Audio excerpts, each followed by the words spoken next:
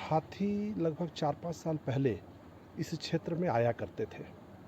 जो मेरे को जानकारी प्राप्त हुई है उसके हिसाब से पिछले 5 साल में ऐसा कोई रिकॉर्ड नहीं था कि रामानुजगंज और बलरामपुर एरिया में हाथियों का, जंगली हाथियों का आवागमन हुआ हो।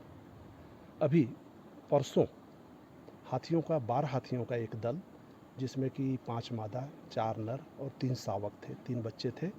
तो इनका 12 हाथियों का ये दल था। इनका प्रवास हुआ रामानुजगंज क्षेत्र में, फिर धमनी में गए और फिर बलरामपुर के सीमावर्ती क्षेत्र में आए।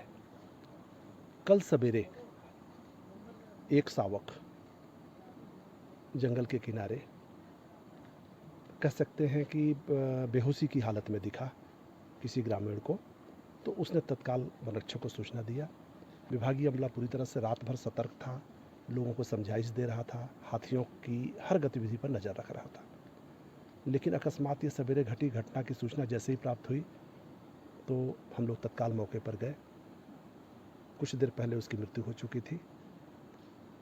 वरिष्ठ अधिकारियों को सूचित किया गया और जो प्रक्रिया होती है विभागीय प्रक्रिया के अनुसार 3 डॉक्टरों के दल का गठन कराया गया और 3 डॉक्टरों की उपस्थिति में और वरिष्ठ अधिकारियों की उपस्थिति में, जिसमें कि रायपुर मुख्यालय से आए हुए अधिकारी भी हैं, आज उसका पोस्टमार्टम हुआ।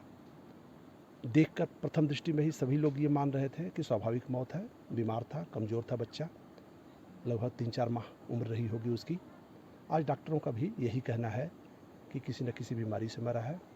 पोस्टमार्टम के बाद उनका जो प्राथमिक निष्कर्ष कहा जा सकता है, उसके हिसाब से उसके आंतरिक भाग में संक्रमण हो गया, इंटरनल इन्फेक्शन कह सकते हैं उसको, और यही मृत्यु का कारण बना है। एक्चुअली में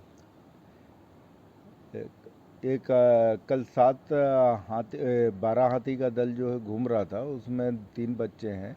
कल सूचना मिली कि बलरामपुर रेंज में जो है यहाँ पे एक 4 माह का बच्चा जो है हाथी का, उसकी सुबह 10 बजे डेथ हो गई। तो उसमें ये था कि चूँकि हाथी के दल थे, उनको अपने बच्चों से बहुत लगाव होता है, तो उसी जंगल के आसपास घूम रहे थे। तो फिर उस समय कल इसलिए